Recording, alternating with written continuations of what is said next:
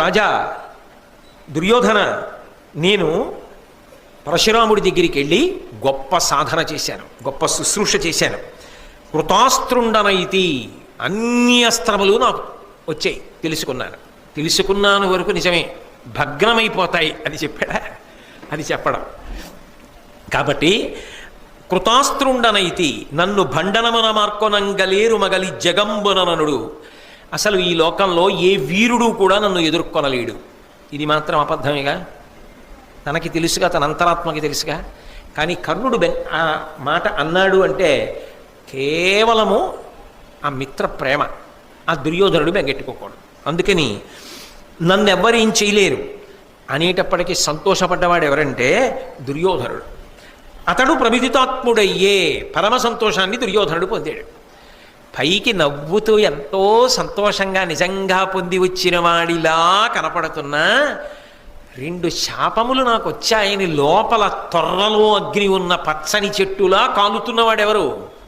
కర్ణుడు. యుద్ధం ఎంత దగ్గరికి వస్తోందో కర్ణుడు అన్నిటినీ పోగొట్టుకుంటున్నాడు.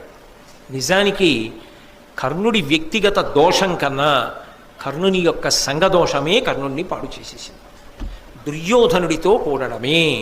మహాభారతాన్ని వినండి, మహాభారతాన్ని చదువుకోండి అని ఎందుకు చెప్తారంటే, ఒకడు ఎంత మంచివాడు కానివ్వండి, వ్యక్తిగతంగా ఎంత క్రమశిక్షణ కలిగిన వాడు కానివ్వండి, వాడు సరి అయిన వాడితో కూడలేదనుకోండి స్నేహంలో, వాడు మంచివాడైనా వాడు సంఘదోషము కలిగిన వాడైతే, సరి అయిన వాడితో కలిసి తిరగకపోతే, స్నేహితులను సరి అయిన వాళ్ళని ఎంచుకోకుండా అధర్మం వైపు తిరగడం మొదలు పెడితే ఈశ్వరానుగ్రహమునకు దూరం అయిపోతాడు.